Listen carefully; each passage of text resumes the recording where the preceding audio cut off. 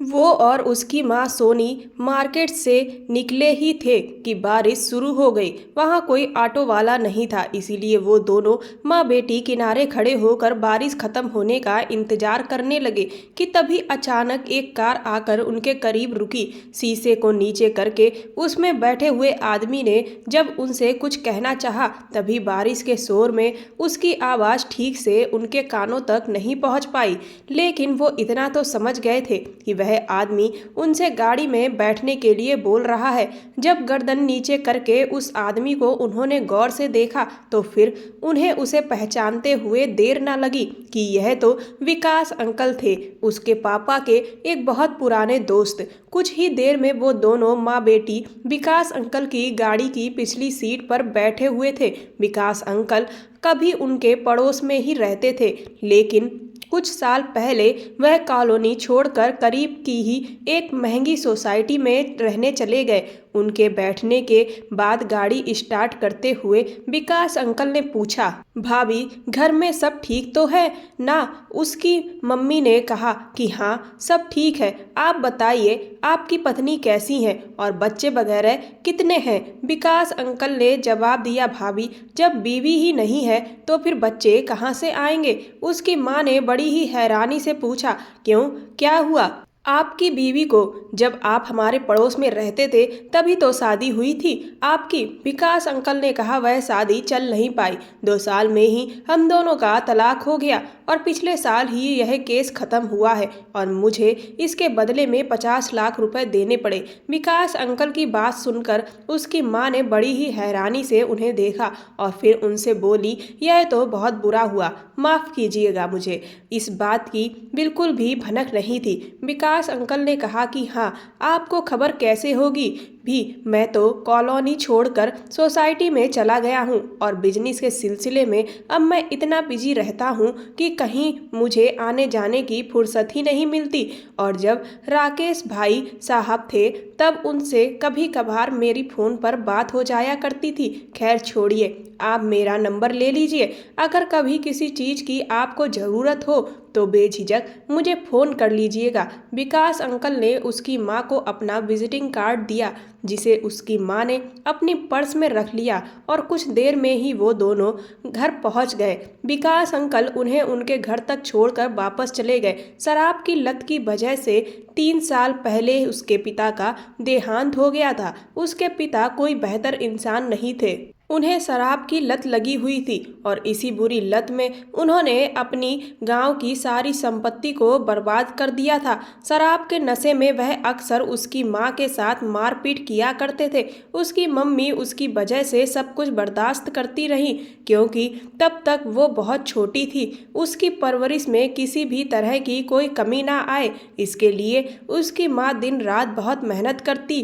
पिता के मरने के बाद उसकी माँ घर में ही लोगों के कपड़े सिलने लगी थी, जिससे उनका गुजारा ठीक ठाक चल रहा था। इसके पापा के बड़े भाई यानी कि उसके ताऊ काफ़ी दौलतमंद इंसान हैं, लेकिन उन माँ बेटी को वह पूछते तक नहीं है।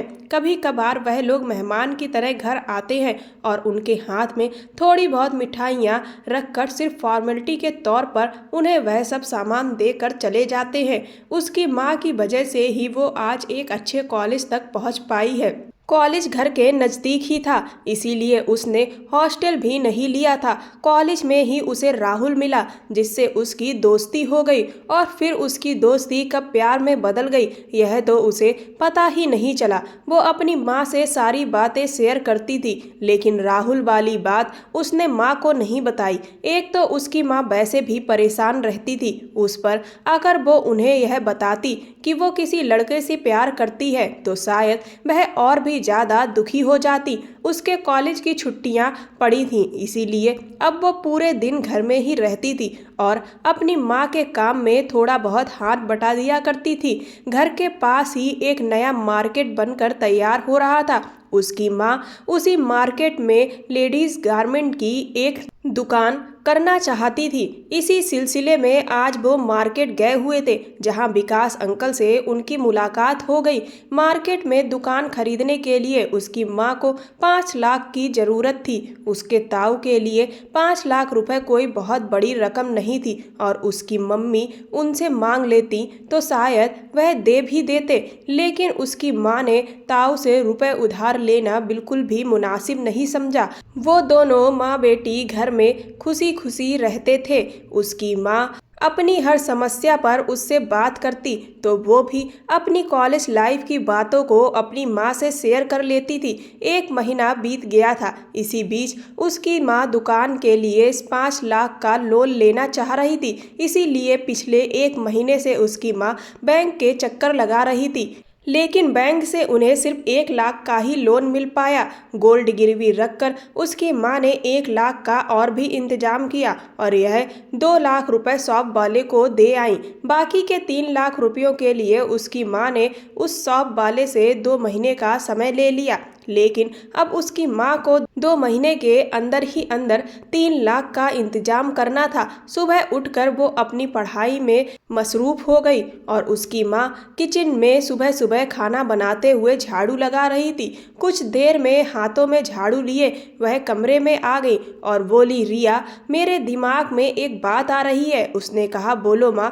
उसकी माँ ने कहा, रुपयों के लिए एक बार क्या मैं विकास से बोल कर देखूं? उसने कहा, विकास अंकल के पास अगर पैसे नहीं हुए तो फिर भी आप एक बार उनसे बात करके देख लीजिए। उसकी माँ ने झट से विकास अंकल का विजिटिंग कार्ड निकाला और अपने फ़ोन पर विकास का नंबर डायल कर दिया। विकास अंकल ने फ़ोन उठाया। उन्होंने उधर से कहा, हेलो, कौन? और उसकी माँ ने कहा कि मैं राकेश की पत्नी सोनी बोल रही हूँ। क्या आपने मुझे पहचाना? विकास अंकल ने कहा, हाँ। अरे भाभी, कैसी हैं आप? और आपने मुझे कैसे याद किया? उसकी माँ ने बड़े ही हिचकते हुए विकास अंकल के सामने अपनी सारी परेशानी को बयां कर दिया।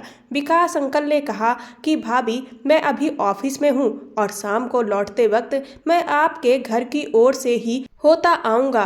विकास अंकल का फ़ोन काटने के बाद उसकी माँ थोड़ा परेशान लग रही थी। उनकी परेशानी को भांपकर वो अपनी माँ के करीब गई और बोली कि आप बिल्कुल भी टेंशन मत लीजिए। विकास अंकल घर आने के लिए बोले हैं, इसका मतलब यह है कि वह हमारी कुछ ना कुछ मदद जरूर करेंगे। शाम के 7 बजे थे कि घर के बाहर एक गाड़ी के रुकने की आवाज़ सुनाई दी। उससे पहले ही उसकी माँ दरवाजे तक पहुंच गई थी और उनके पीछे पीछे वो भी चली गई। उन दोनों को यकीन था कि विकास अंकल ही आए होंगे, लेकिन बाहर तो उसके ताऊ और ताई खड़े हुए थे। उनके साथ उसकी कजिन सिस्टर मोनिका भी थी। तीनों घर में आए और फिर चाय नाश्ते के बाद ताऊ ने उन्हें बताया कि रूस और यूक्रेन के बीच जंग के दौरान हालात बहुत ख़राब हो गए थे, इसीलिए तब मोनिका को वापस इंडिया आना पड़ा था। अब फिर से वह अपनी पढ़ाई पूरी करने यूक्रेन वापस जा रही है। देर रात उसकी फ़्लाइट है। ताऊ ने उसकी माँ से कहा, सोनी, मैंने सोचा था कि रिया को भी बाहर ही पढ़ने के लिए भेज दूँ, लेकिन इसके यहाँ पर ना रहते हुए तुम बिल्कुल अकेली हो जाओगी। यही सोचकर मैं पीछे हट गया। उसकी माँ ने कहा कि आपने बिल्कुल सही सोचा, रिया के बिना मैं बिल्कुल अकेली हो जाती। उसकी माँ की बात पूरी होती कि इससे पहले ही उसकी माँ के फ़ोन की घंटी बजने लगी। विकास अंकल का फ़ोन था। उसकी माँ फ़ोन लेकर उसके कमरे में चली गई और जब कमरे से बाहर निकली तो वह काफ़ी बेचैन लग रही थी। मेहमानों के बीच वो उनसे उनकी परेशानी का कारण कैसे पूछती, तो उसने अपनी माँ को मैसेज सेंड करते हुए पूछा, क्या हुआ? सामने बैठी उसकी माँ ने तुरंत ही रिप्लाई किया, थोड़ी देर में विकास घर पहुंचने वाले हैं। क्या करें? अजीब सी स्थिति थी, कुछ समझ नहीं आ रहा था। अगर ताऊ ताई के सामने ही विकास अंकल घर पहुंच गए तो बड़ा ही गजब हो जाएगा। ना जाने फिर यह लोग क्या सोचेंगे। यहाँ से जाने के बाद भी तरह तरह की उनके बारे में बातें बनाएंगे। उसकी ताई को तो आसानी से बहुत अच्छा मसाला मिल जाएगा। वह पूरी रिश्तेदारी में इस बात का बतंगड़ बनाकर पेश कर देंगे। उसने माँ को मैसेज किया, कि आप बाहर जाकर विकास अंकल को फ़ोन कर लीजिए और उन्हें अपने साथ लेकर मार्केट में चली जाइए। वहीं उनसे जो आपको बात करनी है वह कर लेना, तब तक मैं इन लोगों को अकेले संभाल लूंगी। उसकी माँ ने वैसा ही किया। उन्होंने ताऊ को कहा कि वह एक जरूरी काम से थोड़ी देर के लिए मार्केट जा रही हैं। उसकी माँ के इस तरह अचानक चले जाने से उसकी ताई को बिल्कुल भी अच्छा नहीं लगा। इसीलिए उसकी माँ के जाने के कुछ देर बाद ही ताऊ ताई एयरपोर्ट के लिए रवाना हो गए। उसने अपनी माँ को फ़ोन किया कि माँ, वह लोग चले गए। उसकी बात सुनकर उसकी माँ ने गहरी सांस ली और कहा, ठीक है, मैं अभी थोड़ी देर में घर आ रही हूँ। थोड़ी देर में विकास अंकल की कार उनके दरवाजे पर रुकी। विकास अंकल की गाड़ी में ड्राइविंग सीट के बगल में बैठी उसकी माँ काफ़ी खुश नजर आ रही थी। उसने विकास अंकल को नमस्ते किया और उन्हें घर में आने को कहा, लेकिन वह शायद बहुत जल्दी में थे। फिर कभी आने के लिए बोलकर वह तुरंत ही वहां से चले गए। उसकी माँ खुशी के मारे फूले नहीं समा रही थी। अंदर आते ही उसकी माँ ने झट से दरवाजा बंद किया और उसके हाथों में एक पैकेट पकड़ा दिया और बोली, खोल कर देख, पूरे 3 लाख रुपए हैं। मेरा तो सपना पूरा हो गया। मैं विकास के साथ जाकर कल सुबह ही दुकान की रजिस्ट्री करवा लूंगी। और धीरे धीरे 6 महीने बीत गए। उसकी माँ की मेहनत कामयाब हो गई। दुकान खूब अच्छी तरह से चलने लगी। 2 महीने के अंदर ही उसकी माँ ने बगल वाली दुकान लेकर अपने काम को दुगनी रफ्तार दे दी। वो भी पढ़ाई के साथ साथ अपनी माँ के बिजनेस में उनका साथ देने लगी थी। उसकी माँ उसे अक्सर कहती कि तू अपनी लाइफ को एंजॉय कर, यह सब मैं अकेले संभाल लूंगी। लेकिन उसकी लाइफ में एंजॉय करने लायक जो बात थी वह वो अपनी माँ को बता ही नहीं सकती थी। इसीलिए फिलहाल तो वो अपनी माँ के साथ ही खुश थी। संडे का दिन था। मार्केट बंद होने की वजह से उसकी माँ और उसने शॉपिंग का प्लान बनाया। तभी उसकी माँ के फ़ोन पर विकास अंकल का फ़ोन आ गया। उसकी माँ फ़ोन लेकर अपने कमरे में चली गई और उन्होंने अंदर से दरवाज़ा भी बंद कर लिया। उसे लगा कि शायद विकास अंकल अपने रुपयों के लिए उसकी माँ को फ़ोन कर रहे होंगे।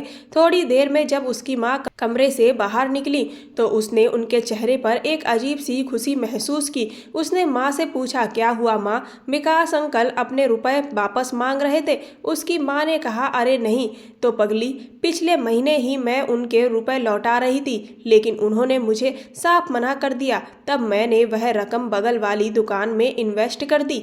विकास रियल एस्टेट का बिजनेस करते हैं और उनके पास रुपयों की कोई कमी नहीं है। वह तो मुझे और भी पैसा देना चाहते हैं, लेकिन फिलहाल मैंने उन्हें मना कर दिया है।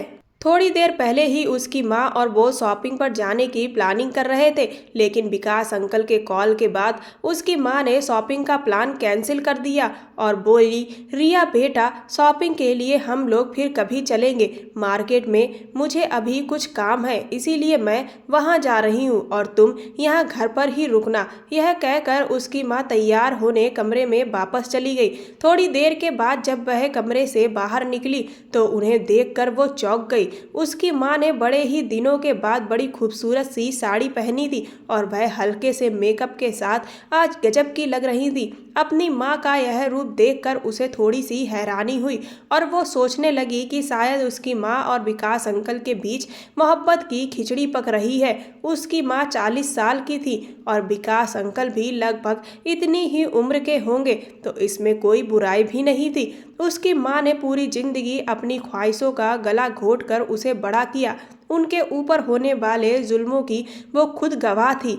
आज वो अपनी जिंदगी को अपने हिसाब से जीना चाह रही हैं, तो उसमें गलत क्या है? वो अपनी माँ को खुश देखकर अंदर ही अंदर बहुत खुश थी। मन ही मन उसने विकास अंकल का भी शुक्रिया अदा किया, क्योंकि उसकी माँ की इस खुशी की वजह वही थे।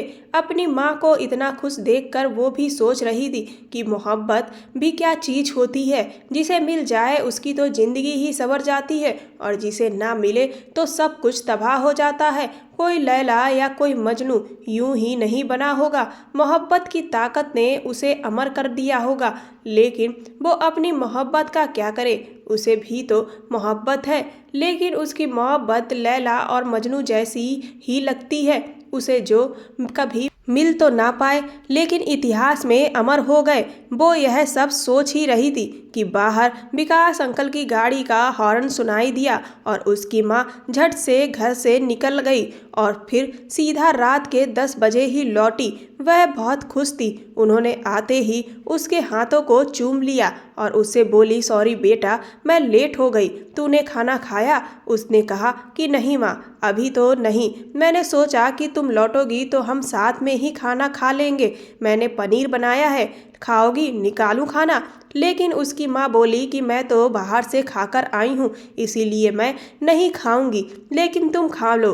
वो समझ गई कि माँ का डिनर हो चुका है। उसने माँ को मोहब्बत में खुश देखा तो उसे लगा कि अपनी मोहब्बत की दास्तां भी वो आज अपनी माँ को बता ही दे। उसने माँ से कहा कि माँ, मैं तुम्हें कुछ बताना चाहती हूँ। उसकी माँ उसके करीब आकर उसके बगल में ही बैठ गई। अब बड़े ही प्यार से उसके बालों को सहलाते हुए बोली, बोलो रिया बेटा, क्या बात है? वो बोली, माँ, मैं एक लड़के से प्यार करती हूँ और वह भी मुझे बेइंतहा प्यार करता है।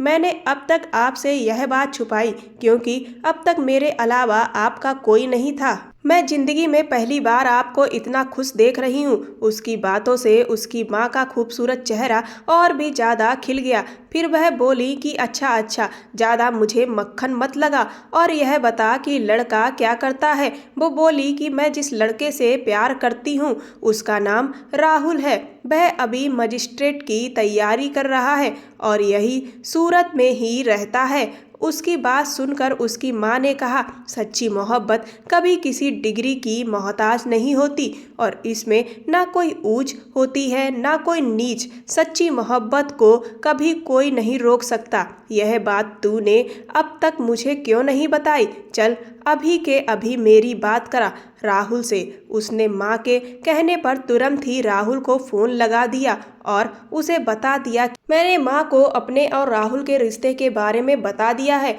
और इसीलिए वह तुमसे बात करना चाहती हैं। थोड़ी ही देर के बाद उसने माँ को फ़ोन पकड़ा दिया और उसने कहा कि लो, आप राहुल से बात कर लो। उसकी माँ ने राहुल से बहुत लंबी बात की। माँ ने उसे उसके घर वालों से लेकर उसकी पढ़ाई और उसके फ्यूचर को लेकर प्लान से जुड़े सवाल किए। फ़ोन करने के बाद उसकी माँ बहुत खुश थी। बोली कि रिया, मुझे तेरी पसंद पर नाज है। बेटा राहुल एक बहुत ही अच्छा इंसान है और देखना एक दिन वह बहुत बड़ा जज बनेगा। उसके दिल पर जो बोझ था वह उतर गया। अब वो भी ख्वाबों की हसीन दुनिया में उम्मीदों के पंख लगाकर उड़ने लगी।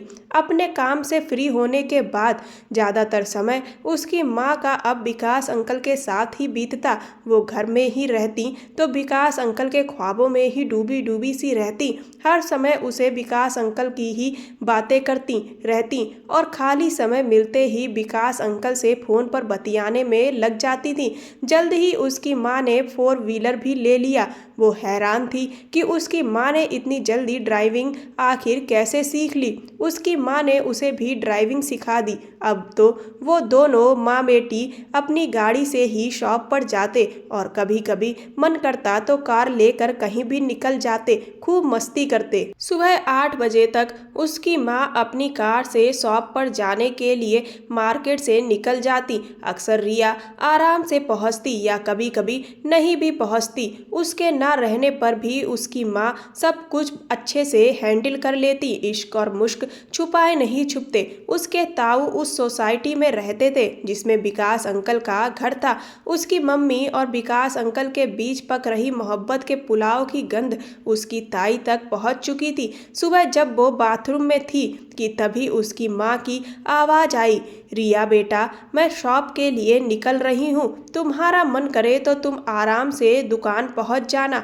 वो सोच रही थी कि आज वो शॉप पर ना जाकर राहुल से मिलने जाएगी और अपनी माँ के निकलने का वो इंतजार करने लगी ताकि उनके जाने के बाद वो भी सज धज कर घर से निकल सके। वो कमरे में ही थी कि तभी उसकी माँ उसके कमरे में आ गई और बोली, रिया बेटा, एक काम करो, आज तुम ही शॉप पर चली जाओ और लंच में आना तो तुम घर आ जाना और मैं फिर वापस शॉप पर चली जाऊंगी। उसने कहा ठीक है माँ, लेकिन अभी तो तुम शॉप पर जाने को तैयार थी, अब अचानक से क्या हो गया? उसकी माँ बोली कि वह दरअसल मुझे कुछ जरूरी काम याद आ गया, इसीलिए मैं अभी नहीं जा पाऊंगी। उसने गाड़ी निकाली और दुकान की ओर निकल पड़ी।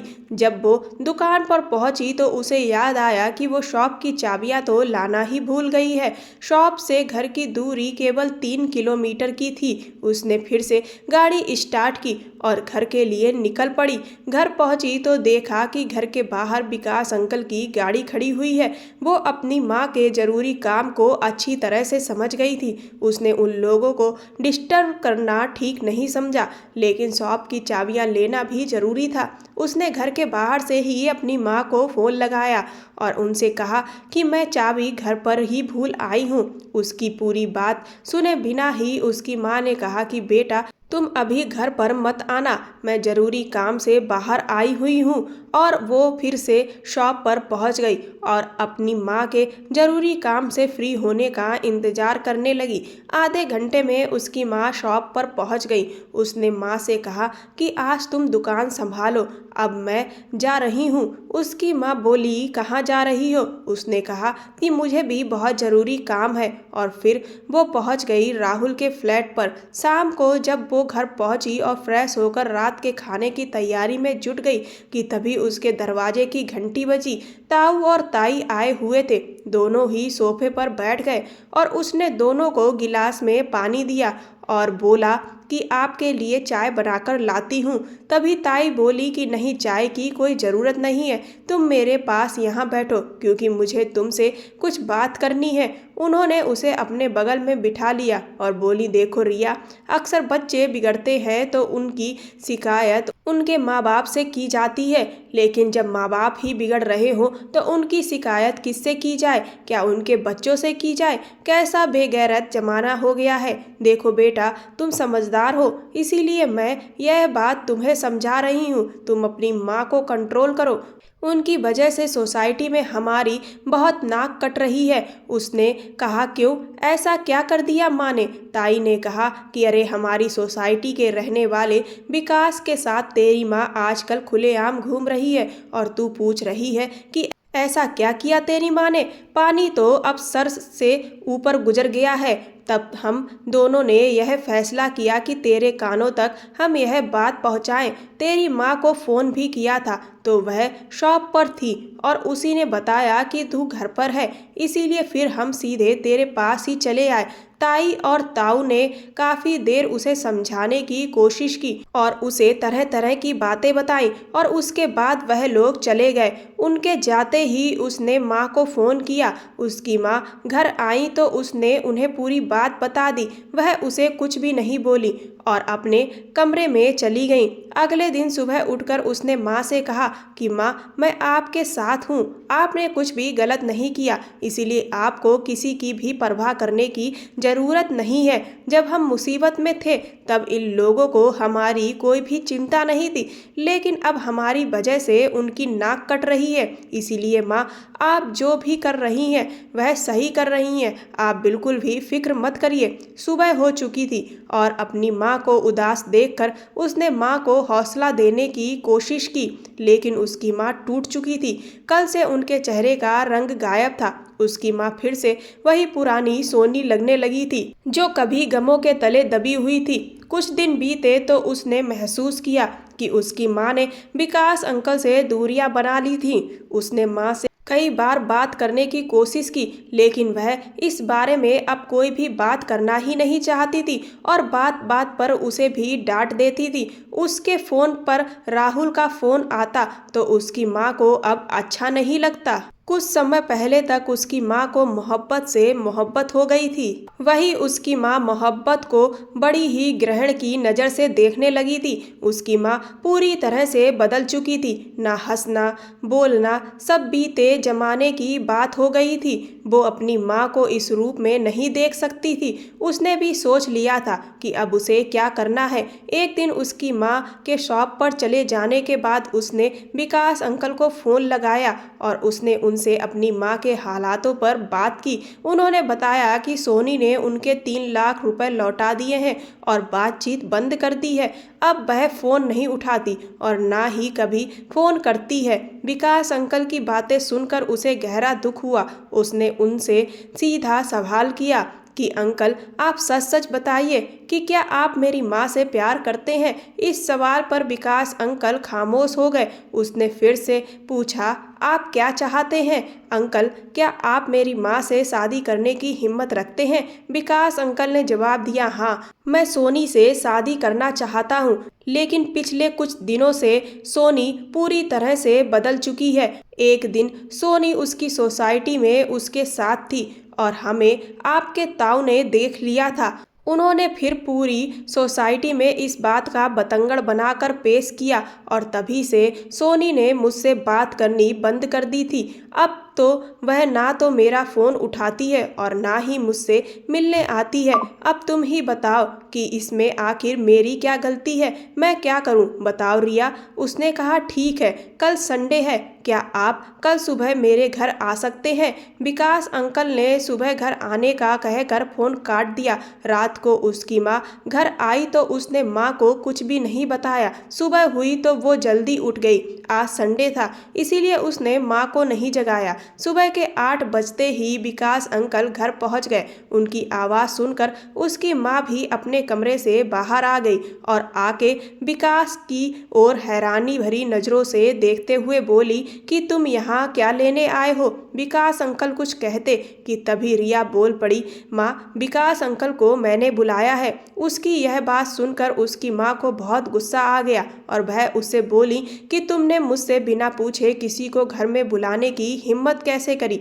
वो बोली कि माँ, विकास अंकल तुमसे बहुत प्यार करते हैं और मैं जानती हूँ कि तुम भी विकास अंकल से बहुत प्यार करती हो, लेकिन तुम समाज के डर से इस बात को मानने से इनकार कर रही हो।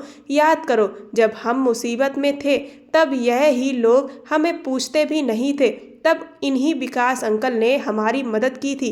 रिश्तेदारों के चक्कर में तुम विकास अंकल की मोहब्बत को ऐसे कैसे ठुकरा सकती हो। माँ, अगर आपको जीवन में अकेले ही रहना है तो फिर ठीक है, रहो अकेले, मैं भी यहाँ से चली जाती हूँ। यह कहकर रिया रोने लगी। उसे रोता देखकर उसकी माँ का दिल पिघल गया। वह बोली, देख रिया, मेरे लिए तू ही सब कुछ है, मैं सब कुछ सह लूँगी, लेकिन अगर कोई मेरी वजह से तुझे गालियाँ दे, यह मैं बर्दाश्त नहीं कर सकती। उस दिन तेरे ताऊ और ताई दोनों ही शॉप पर आए थे और सबके सामने उन्होंने मुझे बहुत जलील किया था। मैं भी क्या करती, तू अब बड़ी हो चुकी है और तेरी भी शादी की उम्र है। ऐसे में मैं अपनी शादी के बारे में सोचूं तो फिर लोग क्या कहेंगे। इसीलिए मैंने विकास से दूरियां बना ली। उसे मालूम था कि उसकी माँ उसे बेहद प्यार करती है और अंकल विकास से भी बेइंतहा प्यार करती है। रिया के रो देने से थोड़ी देर में ही घर का पूरा माहौल ठीक होने लगा था। उसकी माँ चाय बना कर लाई। माँ के बदलते हुए मूड को उसने देखा तो उसने कहा कि माँ, लोगों की परवाह करना छोड़ो और विकास अंकल का आप हाथ थाम लो। उसकी बात सुनकर उसकी माँ शर्मा गई। तभी अंकल ने उसकी माँ के हाथों को अपने हाथों में ले लिया और वह उन्हें उम्मीद की नज़र से देखने लगे। उसने माँ से कहा कि माँ, जमाने की चिंता छोड़ दो, मुझे पता था कि तुम विकास अंकल से बहुत प्यार करती हो, इसीलिए मैंने तुम दोनों से बिना पूछे ही मैरिज कोर्ट में अर्जी लगा दी है और आज से ठीक 20 दिन के बाद आप दोनों की कोर्ट मैरिज की डेट मिली है। उसके मुंह से यह बात सुनकर उसकी माँ और उसके अंकल दोनों के ही होश उड़ गए। वह कुछ कहते इससे पहले ही उसने कोर्ट के पेपर भी दोनों के सामने लाकर रख दिए। उसकी माँ हैरान होते हुए बोली, तूने यह सब कैसे कर लिया। रिया, मैं तो सोचती थी कि मेरी बेटी अभी बच्ची है, लेकिन तू तो मेरी भी माँ निकली। रिया ने कहा कि आप दोनों अब अपनी शादी की तैयारी शुरू कीजिए और रही बात रिश्तेदारों की, तो मैंने आप दोनों की शादी के कार्ड भी छपने के लिए दे दिए हैं। शादी के कार्ड लेकर रिश्तेदारों के यहाँ मैं खुद जाऊंगी। उसने महसूस किया कि उसकी माँ को उस पर अब और भी ज़्यादा नाच बढ़ गया था और विकास अंकल की खुशी का तो कोई ठिकाना ही नहीं था। वह उसके सिर पर हाथ रखते हुए बोले कि मैं बहुत खुश नसीब हूँ कि सोनी जैसी औरत मेरी ज़िंदगी में आई, और अब तो मैं रिया जैसी बेटी को पाकर भी खुद को डबल खुश नसीब समझ रहा हूँ। सच में तुम हीरा हो बेटी। उसकी माँ और विकास अंकल आज फिर से पहले जैसे एक दूसरे से बातें करने लगे। दोनों को इतना खुश देखकर उसे भी जरूरी काम याद आ गया। उसने गाड़ी की चाबी उठाई और बोली कि माँ, मैं जरूरी काम से बाहर जा रही हूँ। दोनों को घर में अकेला छोड़कर वो जाने लगी तो दोनों शर्मा गए और वो घर से बाहर निकल गई। शादी की तैयारी में लग गई थी। विकास अंकल ने भी अपनी शादी के बाद की रिसेप्शन पार्टी के लिए होटल बुक कर लिया था। अगले दिन कार्ड छप कर आ चुके थे। उसने सबसे पहला कार्ड अपनी ताई के घर देना ही मुनासिब समझा। वो माँ को बिना बताए ताई के घर पहुँच गई। मेन डोर बेल बजाया तो ताई ने ही दरवाज़ा खोला और उसे यूं अचानक सामने देखकर वह लोग चहकते हुए बोले, अरे कैसी हो रिया, आज तुम रास्ता कैसे भटक गई। उसने कहा कि दरअसल मुझे ज़रूरी काम था इसीलिए आई हूँ। वो ताई की ड्राइंग रूम में बैठ गई।